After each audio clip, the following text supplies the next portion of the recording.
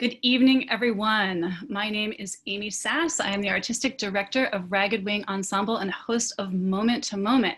For those of you who are just joining us for the first time, Moment to Moment is a live talk series exploring what can be learned, felt, and created during this time of global pandemic. Because we tend to use this digital space to speed things up, I want to invite you to join me in a simple meditation to actually slow us down and allow us to kind of open the space together and to tap into this moment that we're in right now so that we can prepare for a conversation that has creativity, depth, and connection. I like to think of this as a little invocation, and I call it the arrival. So I'm going to read some words, I'm going to light a candle, and I invite you to just take this time to give yourself some care and to just slow down, entering into a slower time zone. We arrive here, now, in this moment. We arrive with awareness, knowing that we are attending from different locations and different time zones. We arrive knowing that no matter where we are sitting on Indigenous land. We arrive here, now, in this moment, into a digital space that some folks have access to and others do not. We arrive with breath, with body, with intention.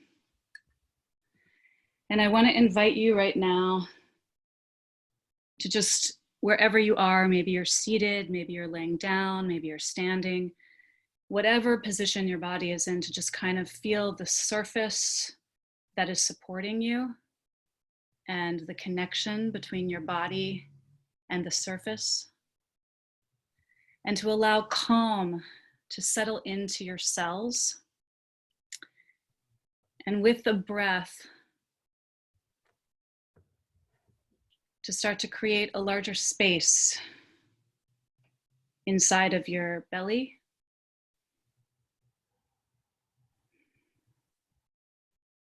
your chest,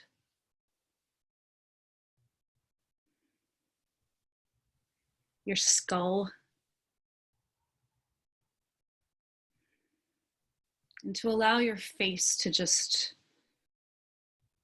relax, the muscles in your face to relax, your shoulders, give your shoulders some movement or move around, whatever feels like it needs a little bit of motion to sort of connect with your body a bit. And as you engage tonight in our program, I want to invite you to just, like I said earlier, to give yourself care, to allow your body to be in a state of ease, and to just tap into whatever is arising, because we're going for depth here and real connection. Tonight, our topic is excavating family, and my guest tonight is Jake Fong. Jake is someone that I've known for a really long time, and I'm super excited to have him on this program tonight. Jake is a student, homeowner, artist, and athlete who has spent the last 3 years restoring an inherited home from the bottom up, from the inside out. We are going to hear about this process of renovation and home creation as it relates to Jake's journey connecting family history to personal identity. Jake, yay. Oh my God, thank you. I'm already blown away and I'm already speechless. Oh God, wait, I have to go through this. Excuse me.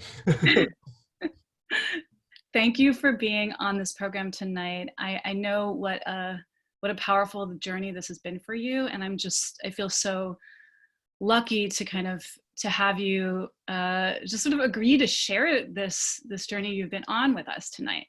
So I was hoping that we could start off with giving our guests this evening some context for where you are in this moment. Like, you know, what is it? How did this house project grow? How did it emerge? And what were the given circumstances, to use drama terms, of that situation? Oh, yeah, sure, absolutely. Um, to explain it would take such a lot, an absorbent amount of time, but yet at the same time to understand and really realize for myself, this is now my home. This is now something that I can build and create to what I want to do. And so for me, that was a lot of just discovery in terms of my father is now gone. He's no longer of this earth anymore, and just coming to that realization and coming to the realization of just, I can do what I want to with this home, and it's to really make it what I want to make it. And with that, unfortunately, after his passing, you know, I took the time to mourn. I really did. And so that was really the time for me to just grieve and be sad and just truly feel his physical presence not being here. Yeah. And with that, I just, the amount of amazing connections, the family that I have, everything that they've done for me just in the time of grieving, just to be present for me, to open up their time like that, it was truly remarkable. And my cousin, who's here sitting with us as well, taking this in, he's just an amazing person, just above and all. I just have to say that, just because he came to live with me and help me clean up this house and renovate it, which if we all know the term clutter, let's be honest, clutter was what was inside of this house. Can you describe a little bit this place when you first inherited it, when you first came to take it? What was it your dad's house? It was your grandparents? Like, I was a little confused about that. So if you can kind of, what was it before it became yours? Sure. So yes, my grandparents actually purchased this house in 1954. My grandfather and my grandmother, they came to own this house and really start to make it their own when my dad was even a teenager. And so through that, they were able to, you know, build this house up and have it for themselves. And it's now passed on, you know, of course, from them to my father, now to me. And to be a third generation in this house, oh, if these walls could talk, you know? I mean, for me, it's just sitting and being present to the fact that they purchased this home, and yet now there's history in it just for the Fongs in general, right? So I'm very lucky and very grateful for that, because, you know, in this even current day and age, housing is expensive, and especially in the Bay Area, it's wild. And to have that, but to also have a home where it's like, hey, I can actually afford to stay here, that's just a gift beyond time, right? So, but with that also, and this very well could have been just, you know, how they came to be, or how, you know, they like to save. They like to save all sorts of things: papers, receipts, stamps, books, a treasure trove of books, just a library full of books. And I don't think I'll ever make it through all of this in my lifetime, but you know what? I will definitely try my best. So with that, I was especially grieving the process of my father being gone. Yeah. I was able to literally just start looking at it and say, okay, you know what? You can't take this with you into the afterlife, my father. I appreciate that, you know, you appreciated these things while you had them, but you surrounded yourself with these material items that unfortunately you can't take with you. So now it's up to me and what I want to do with them. So, you know, a lot of it was just, well, going 12-hour days, 14-hour days through boxes and going through each and every single individual segment, because right in the middle of those boxes was either money, or pictures or little trinkets that it was like, oh, that definitely belongs to either my grandfather or my grandmother or my father. And then just saying, okay, this is going to take a while. Yeah. I mean, it sounds like from hearing you talk about this right at this moment, and then also previously when we've I mean, one of the reasons we're having this conversation is because like literally a year ago, I came to a housewarming party at this house, and I was like, wow, this is an amazing house. And then you took me through the rooms, and I was like, oh my gosh, this is a huge project. This has been an enormous project for you. And it sounds like it has been a sort of a very discerning project where you have had to sort of unpack these things. There's emotional impact that is present because of the objects that are in the boxes, right? Yes. And then also there's this aspect of like, okay, some of these objects just need to, like, I can't keep all of this. So it's sort of like a, you know, just making these decisions, but also sort of having this like emotional relationship to the things that you're uncovering, which you've told me is sort of like a treasure trove of your family. So I'd love it if you talk a little bit about that experience of those two things. Yes. So especially for, I believe my grandmother as well as my father, they didn't go through even a lot of my grandfather's things. Mhm. So it was also coming to that realization where it's just like, actually my grandfather, believe it or not, he was actually around 5'10" and I'm 5'11". So actually a lot of his clothing could fit me. So it was also interesting being like, you know, I actually didn't physically know my grandfather. It was just through stories that I actually knew him. And so to be able to actually have just one or two little things was nice, and to understand for myself, you know what, I only need a couple of things. I'm a minimalist in terms of that. I don't need to have all these things to remind me, right?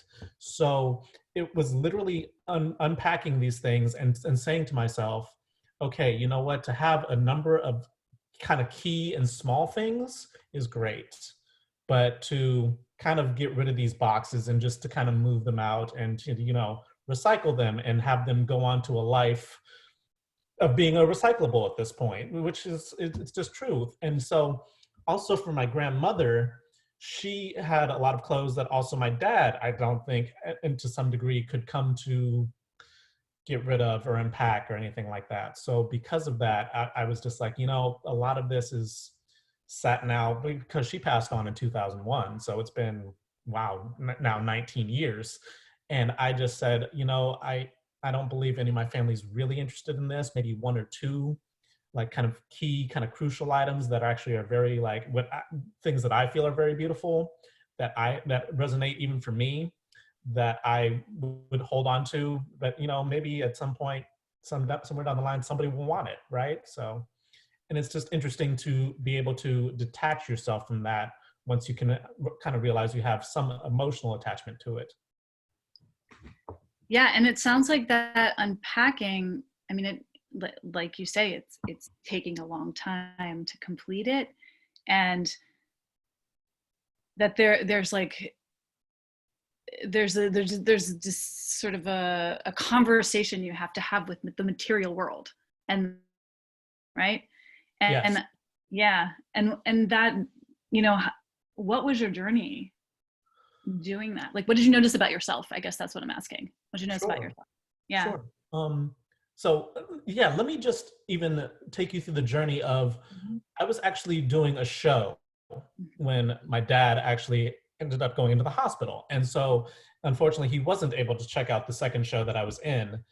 And then upon that, he, you know, ended up in the hospital and he was there for 2 months. And especially as I got cast for the next showing over at Laney. And I'm sorry, just let me just give me a moment for a second.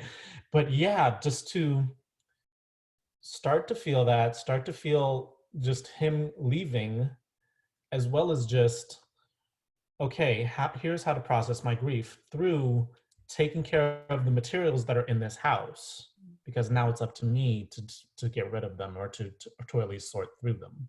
Mhm. And really feeling just this beautiful connection of unraveling history for me, unraveling a personal history, just namely because the only two I physically knew were my grandmother and my father.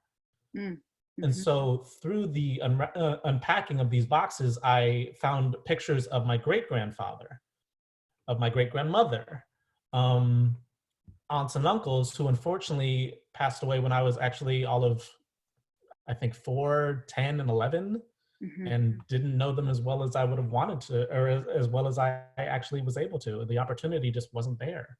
Um, and so now finding this more deeply rooted feeling of, to try to understand the past a little bit better through these images and asking questions in the present moments. Because What isn't that kinds what of life should be about, is to ask questions in the present moments, because while we got them, right? Yeah, what kind of questions are coming up?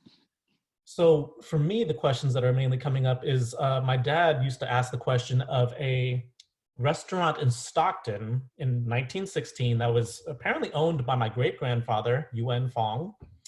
And this restaurant, who knows how long it lasted, but I tried to do a little research on it. It was called Chop Suey Restaurant. Um, who knows at the time if just maybe people weren't ready for that kind of a restaurant. I don't know, but that question always ends up coming up. How they got along. I mean, actually, I think from what I could tell, like they were mainly raised Christian, a lot of members of my family. And yet, like my dad also went on kind of I don't really associate with that. So, I'm not going to push that on anybody. And so I want you to believe what you can believe for yourself, which, God, amazing father of mine, he allowed me to experience life. So this is 1916. Yeah. So your roots in the Bay Area go back to 1916. Yeah. Wow. Yeah. I mean, that's kind of amazing. And so this is sort of a recent awareness. Yeah, it's actually interesting because actually an aunt who's on the call even now, she and I had a conversation, and she actually made a Dropbox of our family, and she put in a lot of the photos that she were just like, these are things that I can see your great grandfather, your grandfather, your grandmother, and our great grandmother. And unfortunately, I think because my dad was so young at the time, unfortunately his grandparents, my great grandparents of course, they passed away very early in his life, so there's not too many stories about them. But things that I was able to unwrap and uncover were the fact that actually they were here, I think a part, like right around the time of like the end of the gold rush period, trying to set up roots in the Bay Area and trying to just establish themselves. And based on letters I've even uncovered as well, both my grandmother, whose American name is Rose, and my grandfather, whose American name is Jacob, that's my name and where I got it from, they were trying to establish themselves. So they actually do have Chinese names. And yet they felt they had to Americanize, especially at that current point in time in their lives. Uh-huh. Yeah. This is a huge conversation that you're having with history right now. And just to kind of clarify, I mean, you have been doing this unpacking for 3 years, but tell me about Shelter in Place and how that's like deepened this experience for you. So with Shelter in Place, like I said, I'm asking just a lot more questions. And the fact that I have family members who right now, everybody is sheltered in place, right? So it's able to take that time to just, hey, give them a call, send them a text message or whatnot to say, hey, like, what do you know about this? Or do you know anything? Or like, just tell me what you do know, because I'm willing to take in as much of it as I can.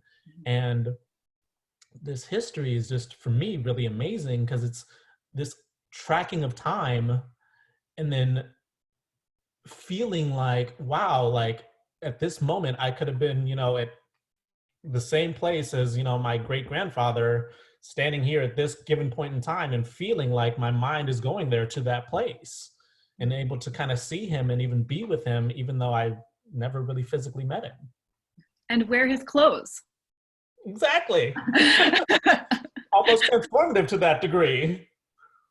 I mean, So it sounds to me, the words that keep coming up in my mind is, I mean, obviously we chose this title of excavating family because, you know, when I went down into your house, you like literally took me down into the bowels of the house, and like Yes. you've been talking about like kind of gutting or taking out the guts of the house essentially, and sort of and having to look at it all, and like, you know, and then creating your living space with that awareness of the deep history, the deep roots, and then like also this intention for laying the groundwork for your own future. And I'm curious if you could talk a little bit about yeah, just like what does it feel like to be creating this intentional home? Because my understanding is that you inherited this home, and you also inherited a duplex.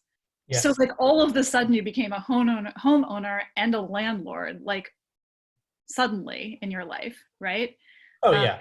Yeah. It was all just like, bam, hit me at once. And I was just like, oh, I'm just a student. Like, hold up, like time out. Can we like stop? And of course not. You can't, right? It's just time is still going. Like you are just moving forward with it. So upon taking that, it was just more than anything like, okay, this is something that, to, of course, the house now, but then the duplex that, of course, my grandmother did purchase, excuse me, I just want to make sure that my grandfather didn't as well, but my grandmother purchased, and that's another part of it is that my grandmother was at one point all alone in this Kensington house, and then my father was actually staying in the duplex, totally separate from each other, which, you know, to some degree, I think as parents and kind of kids, we kind of understand that, right?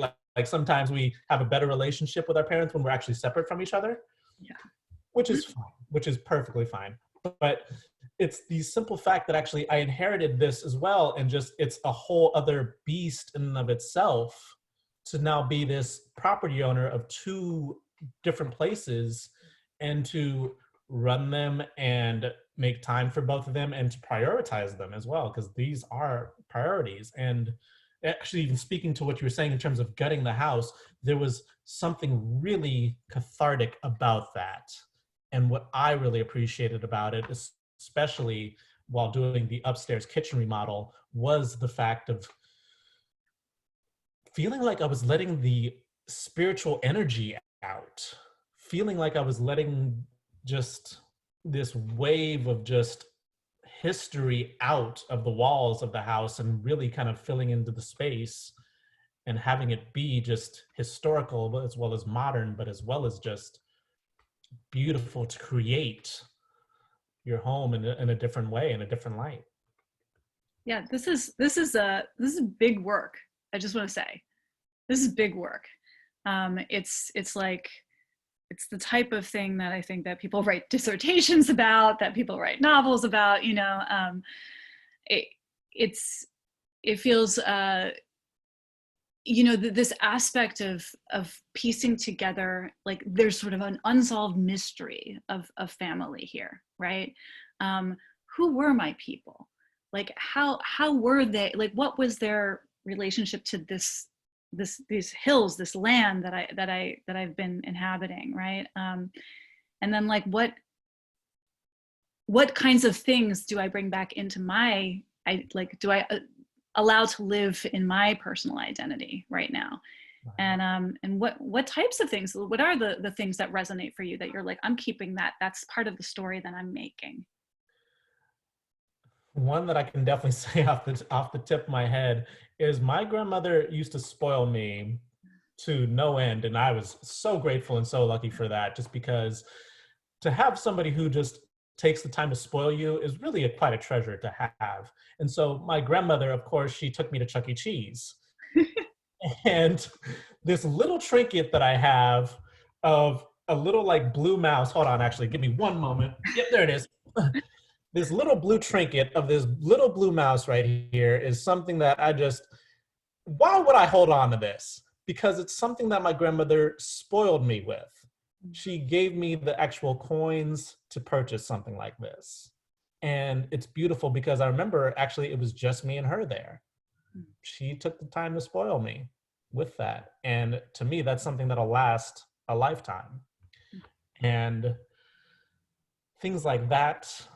And then letters between, I have a letter that my grandfather wrote to my great grandfather about changing his name to an Wow. Americanized name.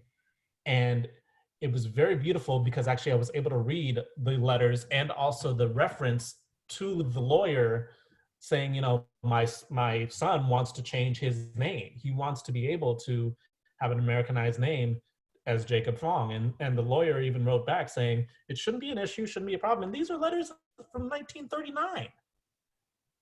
And it's just like, no way you get rid of something like that. That's, even as I'm sitting here, I had this notion of just like, did my grandfather like sit in the spot and just literally write a letter and just, I'm picturing it as I'm just, you know, feeling the history of him writing that letter. Is that really there? I mean, for me, am I picturing it in the right way? Or was he, you know, just, I have to write off this letter before, you know, I go on with my busy schedule, because my grandfather was a doctor at UC Berkeley. And that's how he and my grandmother met. She was actually a librarian. That is just a super specific moment in history. And also it's it feels like such an American moment, you know, of people coming to this country, of folks like having to kind of contend with, you know, the name issue, you know, of what it means to them to take on this new life in this new place, right? And what things that they're gonna, you know, let go of, and what things they're gonna take moving forward. Yeah, I wanted to, yeah, I mean, that's just, it's so powerful. And I wonder how that, like, you know, how that mirrors what you're going through at this moment. Right, right. For me, it's, yeah, it's definitely powerful to feel the roots of my family just spanning a century, over a century, and to feel really this deep connection with them, and yet not physically knowing them. It's just, it's really powerful to me to know that they went through things in history. I mean, very well could be the San Francisco fire, the earthquakes, things like that, and just, and discrimination, right? I mean, just everything. They were, there was a lot of even hatred and a lot of even segregation, and yet just to be able to fight and to be, you know, for lack of a better term, but actually, I mean, it's even one of my favorite words, to be rebellious, to keep Great on, you word. know, striving forward, and to be able to, yeah, just really kind of keep the history going with gusto. I mean, my 93-year-old uncle who's still alive, he put together a family tree, and I'm 30th generation of the Fongs. 30th. And I'm just like, whoa, 30th generation, that's just so wild. And having this deep rooted connection with just understanding that there's this past here that, you know, quite frankly, leads on to the future. And I keep on writing it for myself, right? As we all do. We all do as human beings. We all are writing our stories and our futures. Yeah, I mean, so I'm thinking right now about, I mean, 30th generation is like, it's just thinking of those humans that are just imagining them like behind you right now in the space that you're currently in, right? That these people are there, and that energy is there, and the fact that you're intentionally connecting with them, that's a conversation that's spanning light generations, right? So you're actually having a conversation that is between you and people who have passed on. Yeah, exactly. In And this that's, moment. yeah, that's what I find myself doing, especially every morning with, especially, so this is also alluding to shelter in place, and just, I wake up every morning, and actually what I do is I meditate.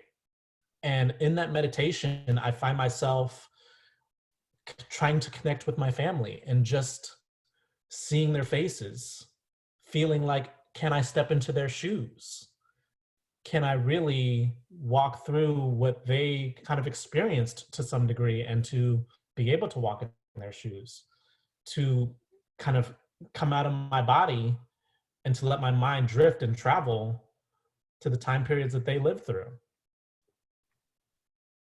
I think it's a really admirable that you wish to know them so much, that you are sending out the message, I want to know you.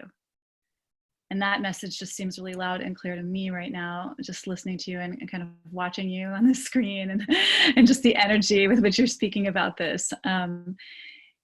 I want to at this moment, well, okay, before I open this up to the full group, which I'm going to do in a second, and then we can all participate and talk to Jake and ask questions and include our ideas about this kind of experience. But before I do that, I feel like I want to just, if you could just talk for a moment about the way, so living space has been such a priority to you, both with the duplex, with this historical home, and with the land itself, like being in the East Bay, and like what the generations of people. And I'm curious if you could just talk a little bit about the kind of living space that you're living in, like who's living there with you, right? Like what is the home creation? What's the makeup of your home? Fortunately for me, I have a wonderful and beautiful woman who she is such an amazing person, as she makes funny faces as I look at her. And she is somebody who I truly have come to care about. And it's honestly been such an honest and wonderful privilege to have her in my life, that it's incredible for me. As well as just my cousin, who's also joined us as well, just being this remarkable human being who well, let me even give you a little story, is that he and I actually have known each other, God, ever since I think I was 10. So that's 24 years at least. That's, I think, when we were first introduced to each other, as well as, multitudinous amounts of family members. But because of him, more than anything, he's been so supportive and so loving, and that we hold space. And what I like about you saying in terms of the living space is that he stays here when, COVID-19 and, shelter in place is not in effect. And to be with him and his little, beautiful, wonderful dog, who we just absolutely love as well. And just really talking, just deep-rooted family, being able to connect with each other and being able to really just have really wonderful conversations about life is just this amazing feeling for me, because sometimes I don't feel that in my everyday life. Sometimes I'll even just see people on the street and say, hey, how you doing? And they're just like, hi. And then they're off on their way. And it's like, okay, cool. But I always appreciate the deep conversations and the really relevant conversations. So that's who's in my living space, my wonderful girlfriend, and my cousin, who unfortunately, I haven't been able to see too often with shelter in place, but, once things are lifted. Thank you. I want to open this up right now to our guests that are joining us tonight. And I believe we are unmuting folks at this moment. And so we're going to be taking comments, questions, ideas, thoughts about this type of experience, and both on the chat and also, so just when you're ready. I have a question. Great. Okay. Wait, now I need to get back into gallery. Okay. Hi. Thanks everyone. Thank you for being here, Jake, and for Amy holding this space. My question, well, I'm just wondering if anyone else totally had a vision of a stage with the Stockton Chop Suey restaurant on it. And like, yeah, I mean, it was clear as day. And so it inspires me, or makes me want to ask you, Jake, have you thought about, are there seeds, does this experience make you want to make art out of it or to create, either informally or formally? Giving away spoilers, MK, to my play being written. No, I'm just kidding. But no, actually, yeah. I mean, this is what I feel storytelling is about, right? It's about understanding our past and about understanding the things that have come before us in order to keep on writing our own stories and our own history, right? For me, it's this very much so of just like, hey, I unpacked and I unearthed these things. Now, how do I keep on moving forward with these, as well as to better understand the history that has come before me? So yeah, I mean, very much so. I would love to turn it into a storytelling or just something different, but you know, let's not get ahead of ourselves. Let's stay grounded. Let's stay grounded. Plant the seed sometime, or you know, that's great. Totally. Thank you. Totally. Thank you, MK. And Joe Lamb had posted a few things in the chat. Joe, would you like to voice those?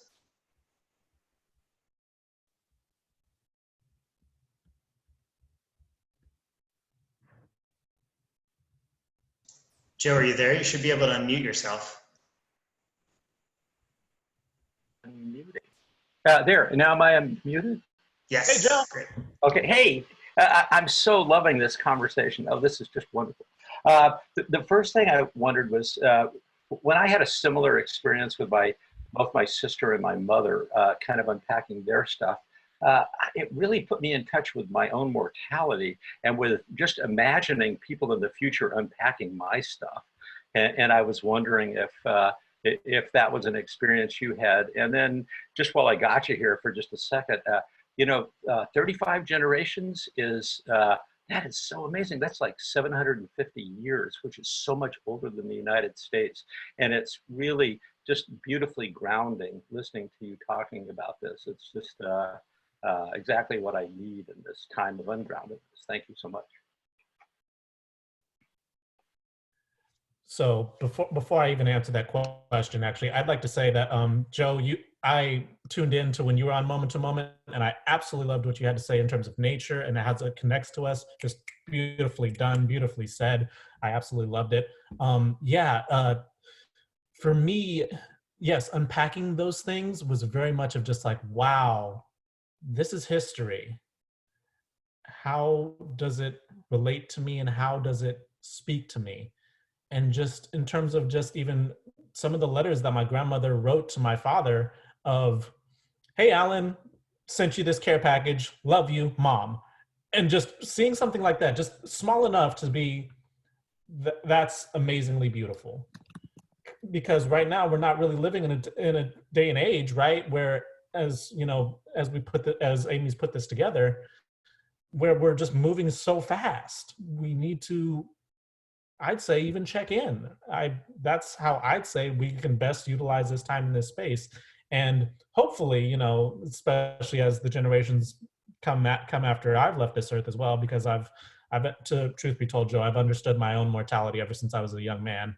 And I'm talking actually single digits young man, that's what I should say, is that we're not all going to be on this earth forever, which is true, but you know, what we can leave is a gift, right? So I very much feel that the houses, the letters are gifts, the photographs are gifts, and to keep the gifts and to get rid of just the mess.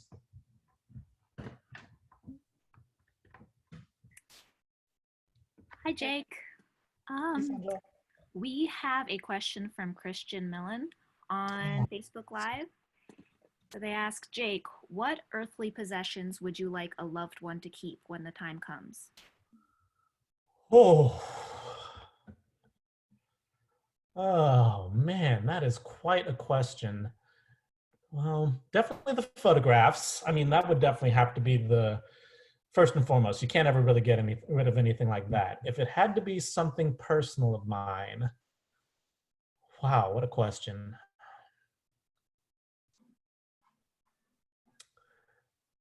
Let me get back to you on that one. That's a tricky one. That's a pretty difficult one. I'm gonna have to think about that one, Christian. Thank you for that question. He's a dear friend of mine, by the way. So yes, I'm glad that he asked that. That's an incredible Absolutely. question. I just want to And say. maybe we could all ask ourselves that question. Yeah. Yeah. Yeah, Right? that's an incredible question. I feel like that's a question that, you know, we put off talking about, we put off thinking about, don't we? But it's a great question. It's a, Yeah. you know, that's a beautiful question. What is it that you wish to, what's the gift that you're leaving behind? Right. Right. That's a beautiful question. And yeah, that's a difficult question for me to answer at this time because I honestly do not know. Mhm. I honestly can't put a stamp or a label on it at this current juncture. And because of that, I have to ponder that. And I appreciate the depth of that question. And Jake, in the Zoom chat, Fallon said, how did you decide what to keep and what to recycle on? Yes. So Fallon, thank you for that question. Also a dear, wonderful friend, and congratulations to her. She's graduating tomorrow. So yay. What I decided to hold on to was essentially just a couple small letters from my grandmother to my father, and like I said, the letters from my grandfather to my great grandfather. Those are the things that I decided to keep. The rest was very much of just like, okay, you know, just a lot of them were just notes that were literally written every day from my grandmother to my father. And it's just at a certain point, and actually my cousin Kelsey, he actually did say this, which is very true.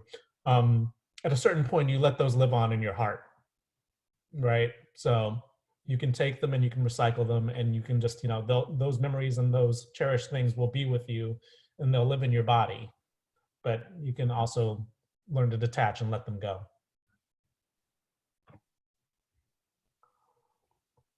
Well, I have something that I would like to say. For those of you who don't know me, I'm Jessica. I'm the girlfriend who is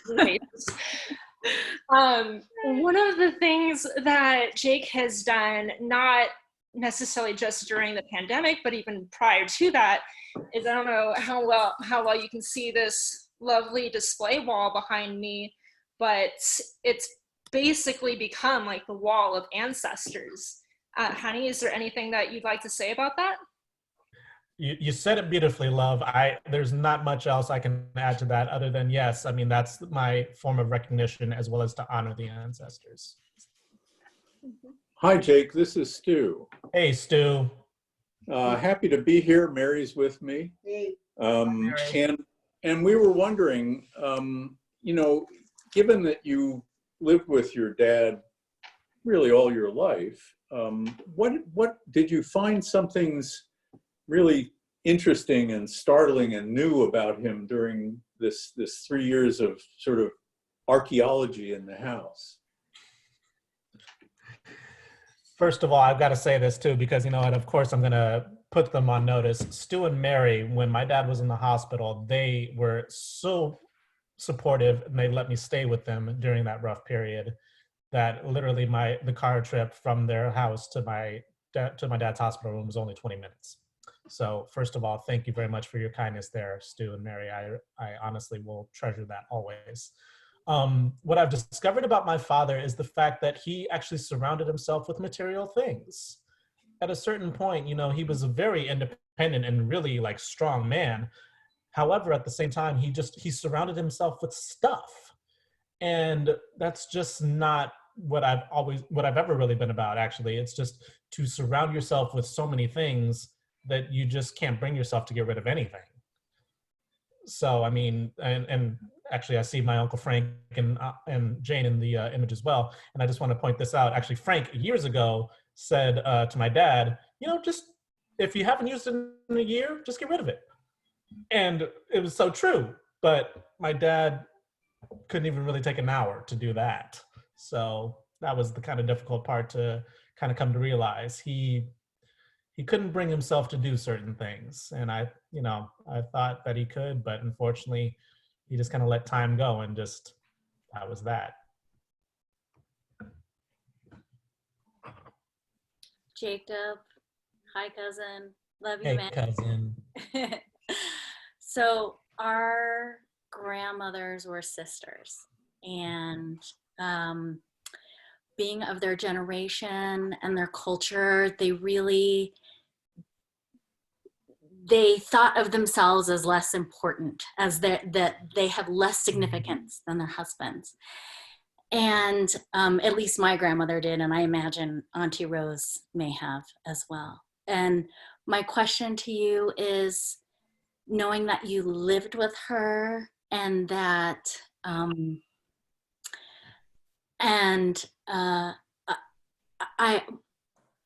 wondering if there's something that you discovered about her after she passed and your father passed and you got to excavate and discover all these archaeological artifacts.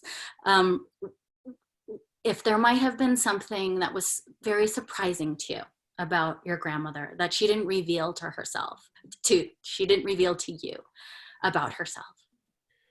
Well, I mean, the short answer is yes, there is more to discover. She definitely graduated from Cal. She became a librarian at Cal, an assistant librarian. And honestly, she kept all sorts of trinkets that, I mean, it's interesting because as the story went from my father, she threw away a lot of his #1 comic books, which would have been worth a lot of money. And I remember being so upset about that. And yet she collected all sorts of stamps from everywhere. And I still have that box of stamps and I'm like, hey, okay, how to navigate this one, just because I know that some stamps can be worth something, some can't be. I don't know at this point either. And it's just literally taking the time to do things like that. And she actually was an amazing person. And actually a couple of the trinkets that I kept actually, which unfortunately I don't think Darcy's here, but I know that my cousin Darcy and my grandmother are kind of the same height. And actually she had this beautiful black dress, which I definitely can't find myself getting rid of at all, just because I know that's something that was like one of those, you save this for a nice occasion type of deal. And that's just something that's like, that's remaining in the family. That ain't going nowhere. And so it was something like that, as well as lots of earrings and purses. And, I never knew grandma to be materialistic, but some of the stuff was pretty nice. And I was just like, wow, that's, I didn't really know her to be flashy.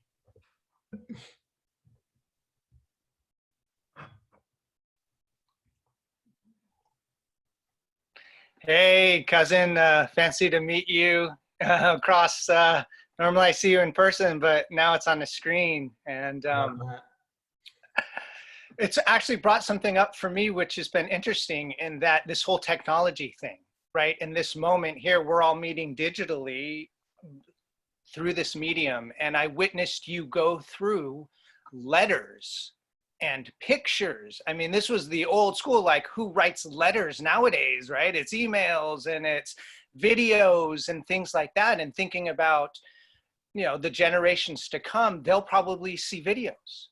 Right? So, and you can get certain understandings from that, yet you taking the time, and it was a lot of time, to read through letters, to see the penmanship, to get context and qualities and characteristics from this older type of way that we did, that imbues a certain thing other than the immediacy of technology and what might be passed down, to the further generations. So if you could just slightly expand upon what that was like to that.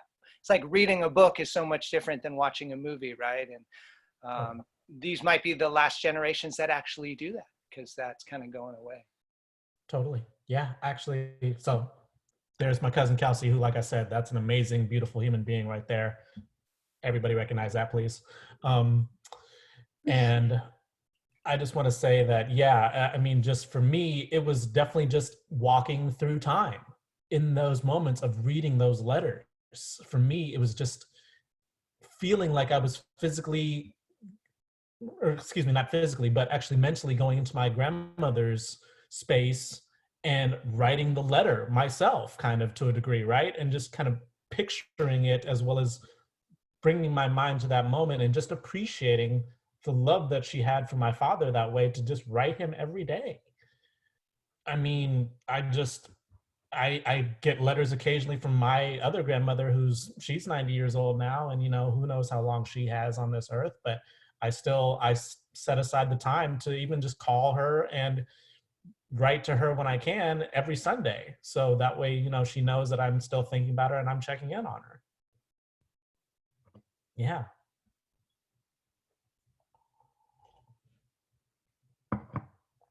Hey, Jake.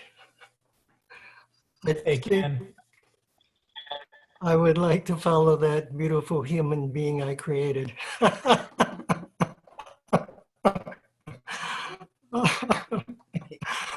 uh,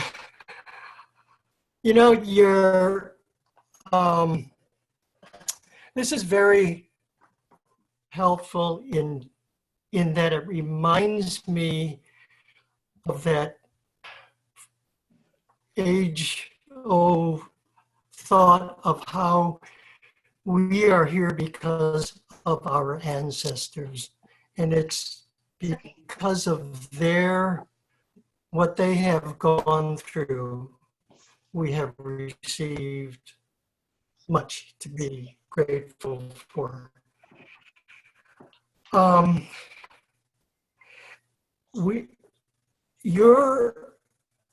You and my story is rather benign in that we don't hear too much about their deep struggles like some other families do.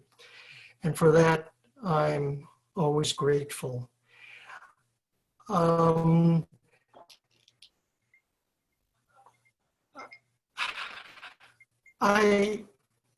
I think about the people now that are having a lot of struggles. They don't have the benefits of what has been brought down by their ancestors. And I wonder if our generation, because of all the circumstances, may be the very last generation that can pass on things to our offsprings. Be that as it may, I have a question because of this COVID-19. You are now a homeowner and a landlord. And I was wondering if you have tenants that may be in a situation that are struggling, and have they approached you as to how you can help them, if that is a situation? Thank you for asking that question, Ken. And yes, he has the two wonderful children of Carrie Lynn and Kelsey, Yeah, no. wonderful human beings, and as well as Ken, of course. So yes, actually, I do have tenants. One of them is struggling, as a matter of fact, and I don't hear anything. And a lot of what was going on for her is that she's dealing with a lot of family issues, as well as just her project wasn't really getting off the ground, especially because once the pandemic hit, a lot of endorsements that were supposed to come her way had now backed off. So she approached me and she said, hey, like, I know I'm not going to be able to make rent. And I just said to her, perfectly fine, totally understandable. We'll just keep a log. If you can pay me back within this time period, great. But we'll keep on assessing it as we keep on moving along, because this is uncharted water for every one of us, right? So because my tenant is struggling, I am not going to be a dictator, landlord, or anything like that. I am more of just like, hey, we're human beings. What can I do to help you? What can I do to support you? As well as just if you can't make rent, we'll figure this thing out right now.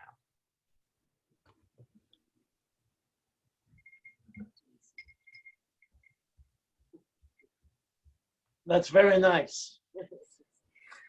Hi, I'm Peter, and my wife Trudy, and I was a close friend and almost roommate of your father at Berkeley many years ago. And as you know, that's right. And I think I knew him pretty well, but as I hear you talk, and as of course, in a way, as I knew Alan, he never talked about his parents. He never talked about the connections he had with them, or with his with the house, or with the growing up in Berkeley, or any of those things. Those were things he just did not talk about. And I'm wondering how you look at that and see how you either follow in those footsteps, or have any plans to change any of that, particularly since now you've looked at your grandparents and he never said a word about them. Right. To you. Well, we don't know what he said to you, but To Peter. he never talked about it to any of us. Yes. Sure. I mean, my dad was also not the type of person to really share about himself too. I mean, he didn't want to ever think like he was bragging or I think that was a lot of kind of generational type of thing as well, where you don't really flaunt what you have, right? Like, Of course, yes. You're very humble about it. You're very just more of just like, you want to be able to, share what you have, but at the same time, not really flaunt it or brag about it. So for me, the stories moving forward are just to, ask as many questions as I can and understand the history as best I can, but at the same time, know what I can share about them through proof and through things, i.e. being that actually my grandfather was born in Canton, China. And like I said, he had a Chinese name. He definitely took up an Americanized name. And my grandmother, she was born in actually San Francisco General Hospital. She had a Chinese name and she adopted an American name. So that way, and according to the letter that she left, she said, I'm taking an American name. So that way it's easier for people to actually pronounce my name. I don't want to have anybody have a struggle in terms of pronouncing my name. I just, knowing Alan, as you say, he was humble and so sweet. I think that he'd be really proud of what you've done with the house. That it was something he couldn't do physically or mentally, but if he saw the house now, I think he'd be really proud of you. Oh, no doubt about it. And he would, I'm sure, openly exclaim how proud he was of that and of his own inability to do it. Thank you, guys. That leaves me very flattered and very humbled. I appreciate that. I see that Clint has a question. Yeah, Clint had a question. Yeah.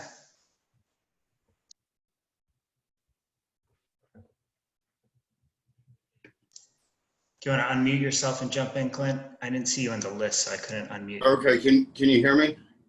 Yeah, you're good. Hey, okay, so yeah, thanks for sharing all this with us, Jake. I really appreciate it. To be honest, it was a bit of a difficult one for me because I was listening to you and I was obviously like imagining like me being in your shoes and my own family. And I was basically imagining it like, my mom and dad had died and family lines from every which direction are coming through the pipe.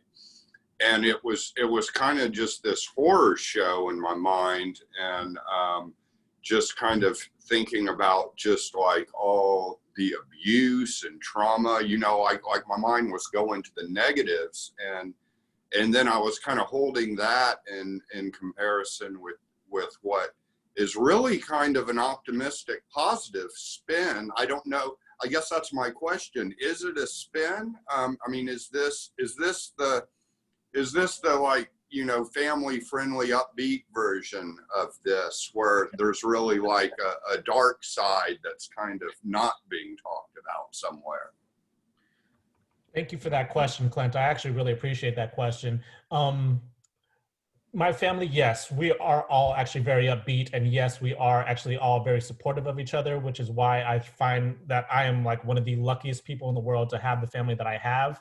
But yet there is also a family that I have who tends to go towards the negative, as you said, and tends to be that kind of way in terms of, they want to bring up trauma. They want to bring up history of the past, that it's kind of like, you need to take accountability for this history of the past. And I'm just more of just like, I take accountability for that history of the past, but I also want to move forward. I'm not going to go round and round and round in conversations that are negative, right? For me, it's just like, life is what we make it. Life in this time and in this time of even being currently, it's what we make of it. And I'm not going to go round and round and round with somebody who just wants to be negative or be traumatic or try to get me riled up or angry or anything like that. It's just, that's not a good use of my time. I'd rather be with people who I deeply care about and deeply actually want to be connected with. Thank you for that question, though. I really appreciate that question, Clint. Absolutely.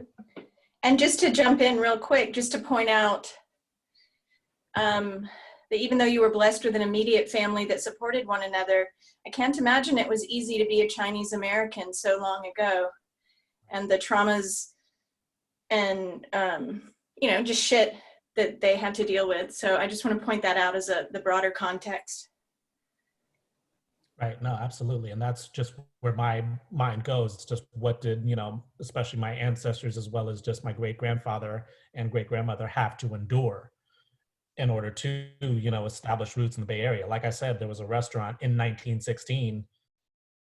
Did it last at all? Or was it just one of those type of things they just had to close down right away just because nobody cared or nobody was even interested in it? Yeah, jumping off of that, one of the things that Jake found was a marriage certificate. If you want to say anything about that, honey, one of the things that you excavated. One of the things I definitely excavated was my grandparents, my grandmother Rose and my grandfather Jacob, getting married in Mexico in August of 1935. And yeah, sure enough, like I believe actually the Chinese Exclusion Act was in effect until at least 1944. So I don't know if they could actually get a marriage license in California. So there's questions surrounding it. I've asked, you know, a couple of professors about it, and, you know, just the question will keep on driving me until hopefully I can get a specific answer. Thank you for that piggyback, honey. Of course.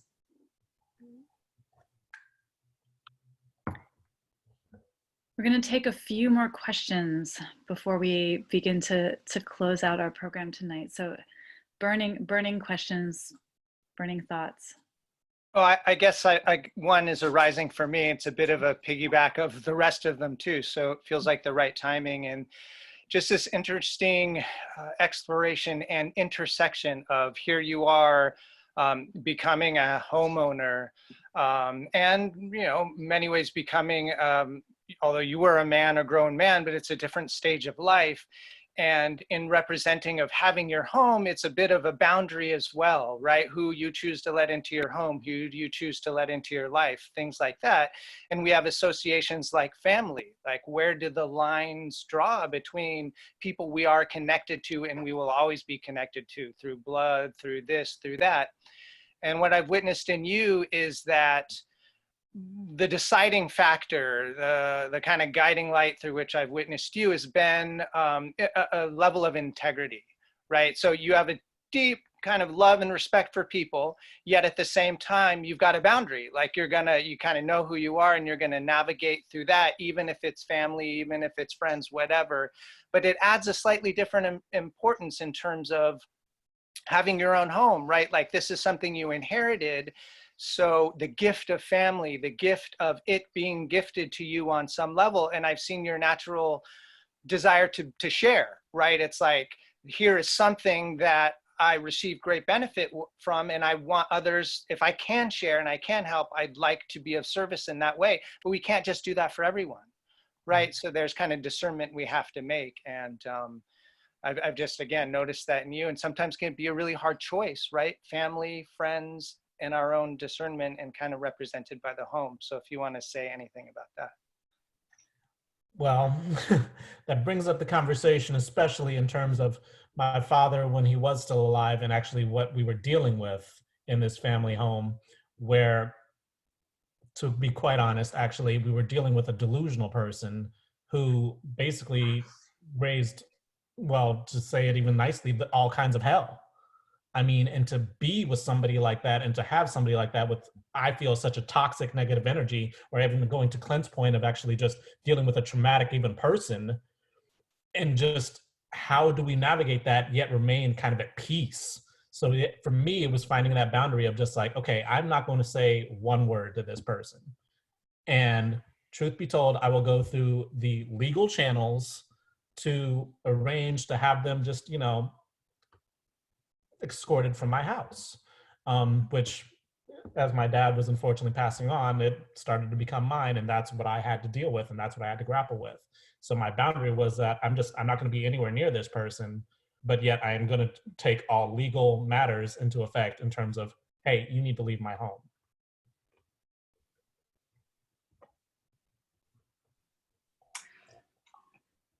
Can I say something here? Can you hear me? Absolutely, Bertie. Hi.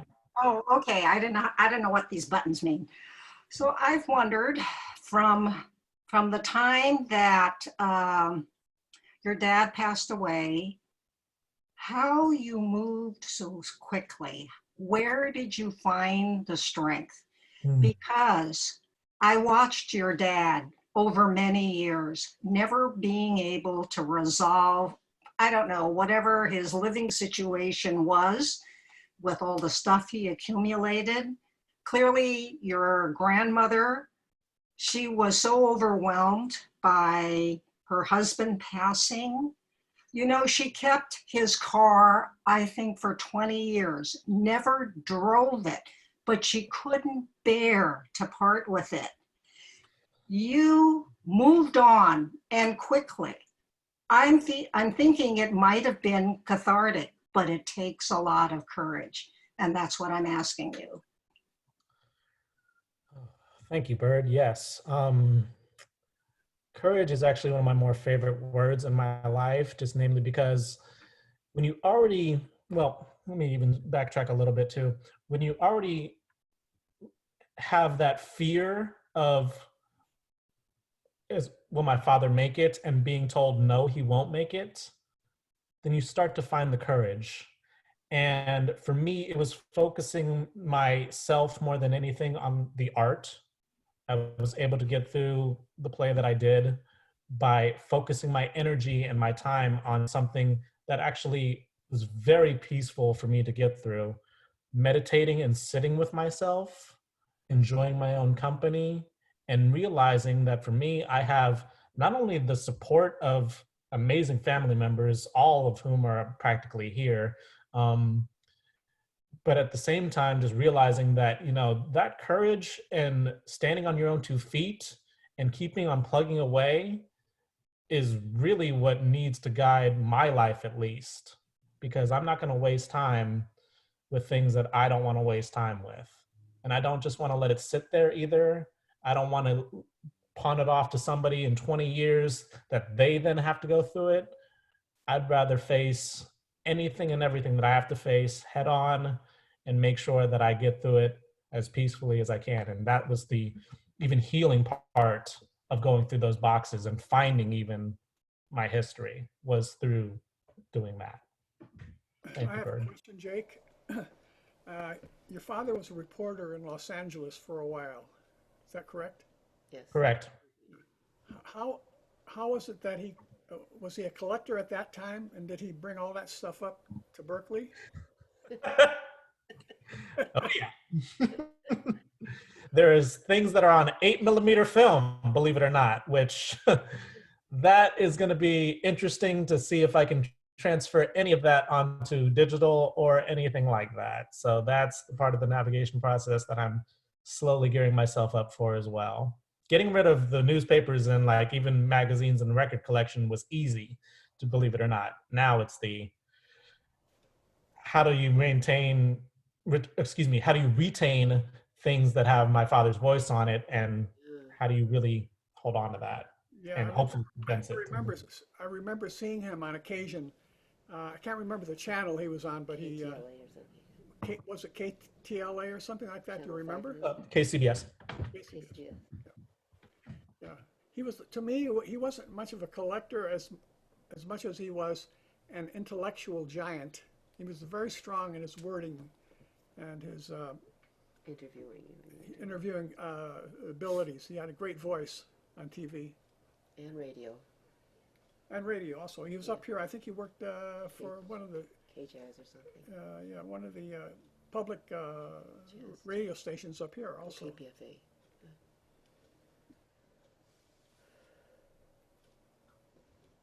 I'm sorry. Go ahead, Josh.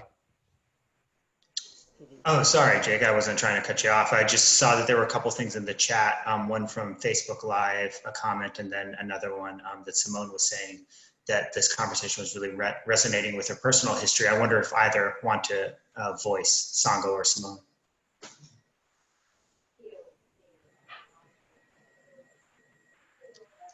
Hi. Oh, there we go. I don't know what I should say. I also have Chinese ancestors, and it's actually old. My great-grandfather came a way longer time before. And it's a very complex family history too.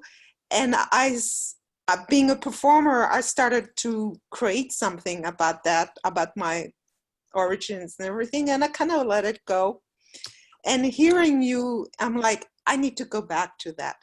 And already a couple years ago, I was like, with the whole immigration things, I need really to go back to that. But also, for me, it's very personal, because I don't know about you, but I can see that you have a very dark skin, and at the same time, you have slanted eyes.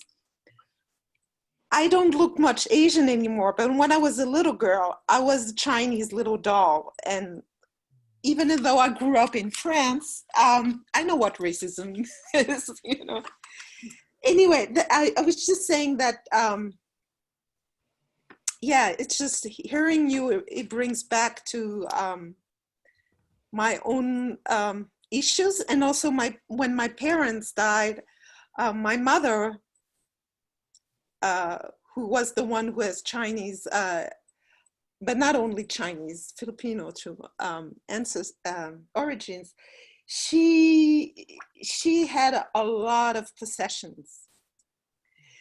And so my brothers went through the same thing. I couldn't, because I was here with a young son, but my brothers who were in France, they went through the whole thing. But I'm struggling with that too. And actually, I wanted to say that I've seen, like 10 years ago, an amazing exhibition in New York, in, how do you call it? MoMA, New York. It was I forgot the name, but it was a Chinese man who was already a well-known artist. And he put in a show all the belongings of his own mother, who was struggling also with keeping everything. And I just cried when I saw that. I could so relate. I think there's so many layers, you know, with hoarding or cluttering. The whole thing with, you know, you don't give it away after a year. It's just BS. Because it's about emotional attachment. It's not about useful or not useful. And so for you to going through that, it brings you back to a lot of, yeah, as you say, you're excavating your family. But I know I've been really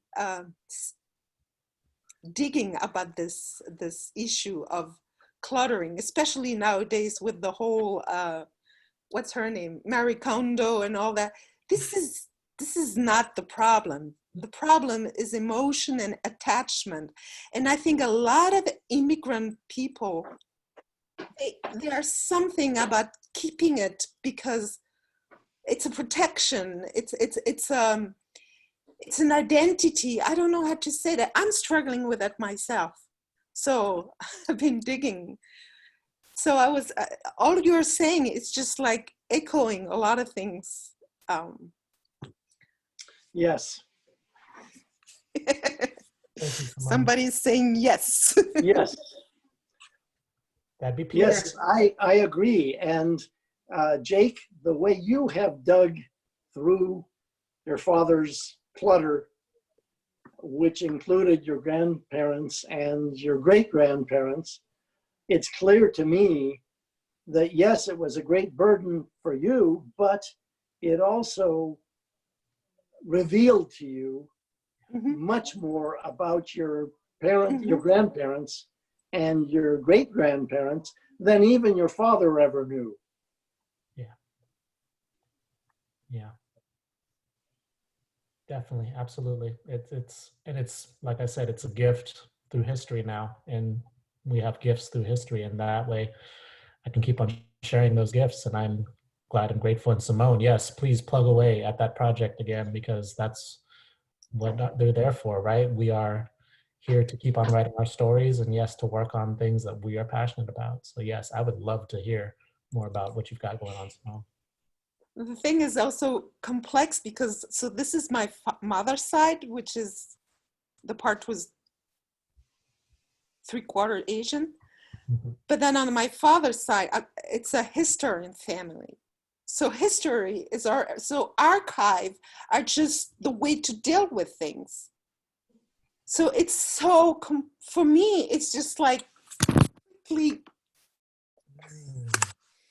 on one hand, I've been taught by modeling that you keep things and then they become something that becomes material that you can work on.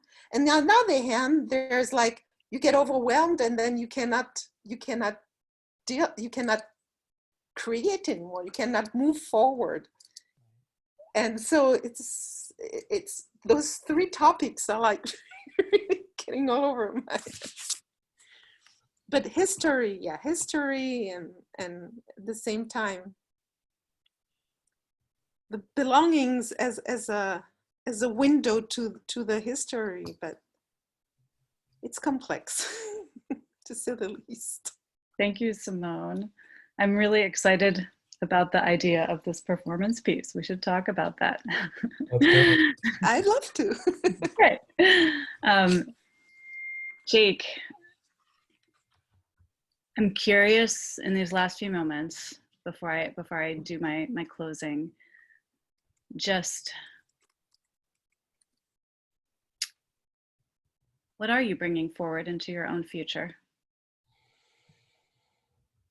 And I guess I'm asking that in the terms of like, you know, we've been talking a lot about objects. We've been talking about emotional resonance with objects and when to let things go and when things, you know, what things to stay, right? And you are building this home and you are building this future that is deeply connected to the past. I'm curious, what are what values, what ideas are you bringing forward? Just off the top of your head. Wow, you're bringing a tear to my eye, Amy. I'd say, yeah, what I'm just building on is just more of the legacy and the lineage of my family, right? Just struggle is real, no matter, I think, where we are, where we go in our lives. Yet, you know, if we can maintain, and especially when, you know, someone leaves our lives, how do we keep on building our future? I mean, you know, my dad said things to me that actually now resonate further with me now that he's gone, and he's not constantly saying those things to me anymore. It's now just in my head, and it's now just, I'm bringing my history with me as I keep on building my life. Thanks, Jake. Thank you, Amy. Yeah, I'm excited to see how the story continues to evolve, because this is just one moment that we're sort of like investigating that's going to continue to grow, right? I'm going to do some wrapping up right now, and I just feel like I just want to thank everyone who's here tonight. There's so many of you here to support this conversation and to dive into this conversation. There's been so much participation this evening. I feel just really grateful for that and all the voices that have shared tonight. One of the things that we do at the end, so Ragged Wing, our organization that is producing this, is a theater and art organization. And we create original work all the time.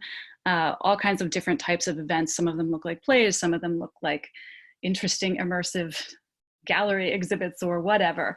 We're always trying to investigate you know, different types of art forms. And I actually think what we're doing tonight is an art form. And because I think that, you know, whatever it is, a painting or a song or a play, I think what we're really doing when we make things is we're having a conversation. We're having a conversation with others, we're inviting dialogue, we are opening up to the evolution of thought. So I really want to thank everyone for participating in that tonight. We like to include a little creative prompt for those who like those sorts of things. And some of you do. I'm seeing some smiling over there, Simone. And this particular prompt, and you can do it in whatever medium you like. You can talk about it. You can think about it. You can write about it. Whatever makes the most sense for you. If you do this prompt and you want to send us images of it, we like to show those to the world and continue this discussion forward through sharing. This particular prompt is a site-specific exploration. It is called Activate the Ordinary, and it has to do with locations in your home. So the prompt goes like this, and actually we're having the prompt, Joshua's putting it in the chat, Sango's putting it on Facebook Live. You can find this prompt. The prompt goes like this: choose an ordinary area in your home. Imagine that you are encountering it for the very first time. What do you notice? What elements draw your eye? What emotions arise or not? And what is the possibility here? So the first piece is just all about observation. And the second piece is about, is an invitation to create. Then activate the space. Create something intentional here. Maybe you take things away, maybe you add things, maybe you write a message and place it here. Whatever you do, consider the sensory elements: color, light, smell, texture, sound, whatever. What kind of experience or energy do you want to conjure?